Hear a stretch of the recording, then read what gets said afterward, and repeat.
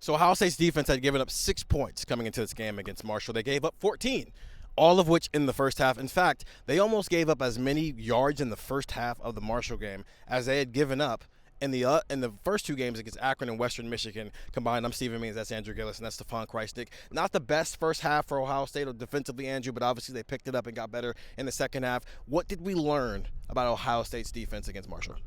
Yeah, so I this happened against Marshall, but this has also happened before, so I do want to bring this up. Early in games, they struggle a little bit. Like the scripted drives that happen, I think we saw that a little bit last year even. We saw that in the beginning part of this year where, teams will come out and they'll do some funky stuff. Jordan Hancock was talking about this. He was like, yeah, like they're, kind of confusing us a little bit on these third downs with wide splits or a formation that we hadn't seen before on film, or, they're showing us a look that we had just not seen.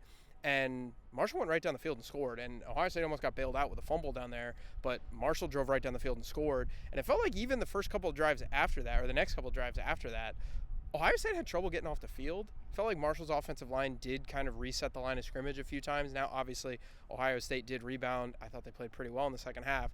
But early on in games, they have struggled. And I think that was the same thing today, where, you can't just allow those scripted drives and say, you know what, we'll just watch the iPad when we get to the sideline and we'll figure it out. You've got to figure out those scripted drives. So that is something that I'm keeping an eye on moving forward, because teams have had success on Ohio State, first drive, second drive, early on in games.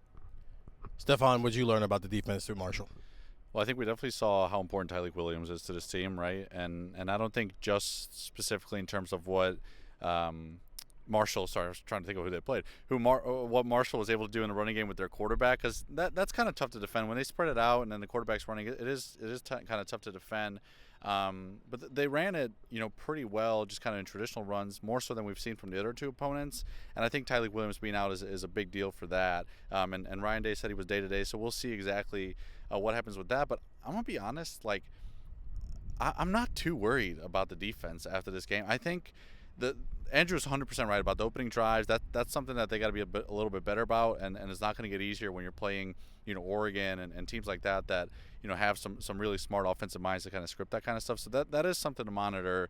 But overall, we saw the defense struggle in the first half, was really good in the second half. I think a lot of that, at least after that opening drive, was a result of their offense. Their offense, and not this is not the offense was so poor that they were going 3 and out, forcing the defense back on the field. They had a 13-play opening drive. And Emeka Buka scores 68 yards on the second play, and it's like, all right, like you're back out on the field. It's like, well, what are you supposed to do about that? So I think in the first half, we saw the defense a ton on the field. Some of it was Marshall getting first downs and extending drives, but a lot of it, too, was Ohio State's offense was getting out there, scoring, and boom, just like that, the defense is back on the field. They were, you and I checked, Andrew or Steven, it was like deep in the second half where Ohio State didn't have a drive that was longer than like 3.5 minutes, and they had 49 points in this game. So I'll pump the brakes a little bit. I'm not too concerned about the 14 points allowed today. Now, the opening drive stuff, yes, we'll keep monitoring that. But overall, I still think this is maybe the best defense in the country.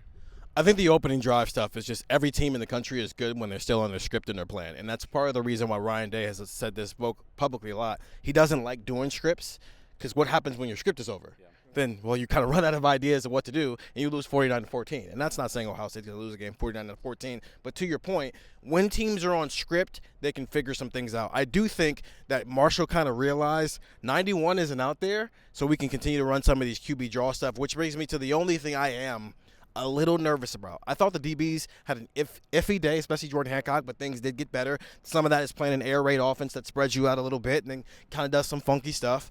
But I think the defensive tackle depth is a question, especially if Tyleik Williams is day-to-day. And I've seen day-to-day at Ohio State before. Day-to-day can turn into Jackson Smith-Njigba. It can turn into Travion Henderson in 2022. It can turn into Emeka Egbuka in 2023. It can turn into something big. Right now, it might not be anything. He might be Cody Simon.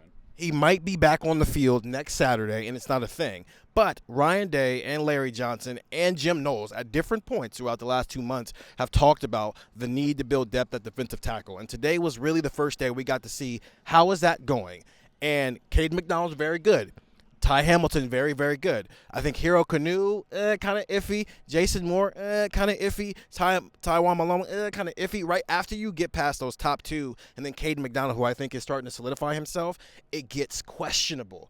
And when you're trying to get through a 16, 17 game season at a position where you already, when things are clicking, should be rotating 6 guys, that's where the questions start to arise when you think about, Michigan, maybe, I don't know, maybe they get competent by the time that game comes and then they try to run the ball up the middle. Georgia, other teams who can run the ball, who can exploit the fact that if Tyleek and Ty Hamilton have to play 45 snaps a game every single game, and then you get to the playoff and they're worn down, what does that mean for Ohio State's defense? I don't think, to your point, Stefan, it's not something I'm worried about. It's just a thing to monitor because it's the only real question mark about this defense right now. I'm Steven, that's Stefan, that's Andrew. We'll continue to have this conversation on Buckeye Talk wherever you find podcasts. And get the text 614-350-3315, 2-week free trial, $3.99 after that. Ohio State 49-14, 3-0 through non-conference play.